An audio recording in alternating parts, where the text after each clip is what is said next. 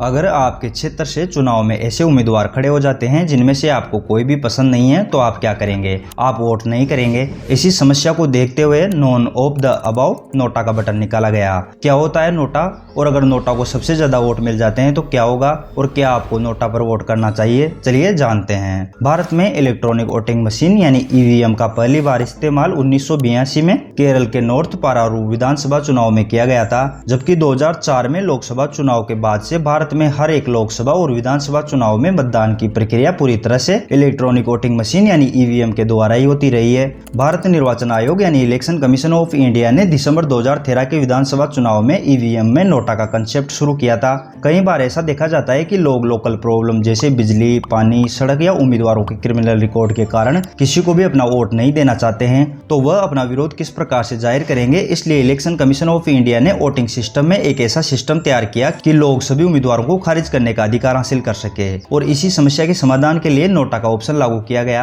NOTA का मतलब होता है नॉन ऑफ द अबाव, यानी इनमें से कोई भी नहीं। नोटा का ऑप्शन ईवीएम मशीन में सबसे नीचे होता है। नोटा किसी चुनाव क्षेत्र के मतदाताओं को यह अधिकार देता है कि वो चुनाव में खड़े सभी उम्मीदवारों में से किसी को भी अपना वोट नहीं देना चाहते। मतलब यह है कि नोटा लोगों को सभी उम्मीदवारों को खारिज करने का एक ऑप्शन देता है। यानी अगर आपको आपके विधानसभा या लोकसभा क्षेत्र में कोई भी उम्मीदवार पसंद नहीं है तो आप ईवीएम मशीन में नोटा का बटन दबा सकते हैं। लेकिन आपको इस बात का ध्यान रखना है कि नोटा को दिए गए वोटों की गिनती होती है, लेकिन उन्हें इनवैलिड वोट माना जाता है। मतलब नोटा के वोट किसी भी उम्मीदवार को नहीं मिलते हैं और हार जीत में इनका कोई रोल नहीं होता है। मान लीजिए अगर किसी चुनाव क्षेत्र में 1000 वोट है और 1000 में से 990 वोट भी नोटा को मिल जाते हैं, तब भी नोटा के बाद में जो अगला उम्मीदवार है जिसे सबसे ज्यादा वोट मिले उसे विजेता घोषित कर दिया जाएगा। मतलब आपके हाथ में पावर तो दे दी गई है, पर वो पावर किसी काम की नहीं है। नोटा को वोट देकर आप सिर्फ अपनी असहमति दर्ज करा सकते हैं, पर उसका रिजल्ट पर कोई प्रभाव नहीं होगा।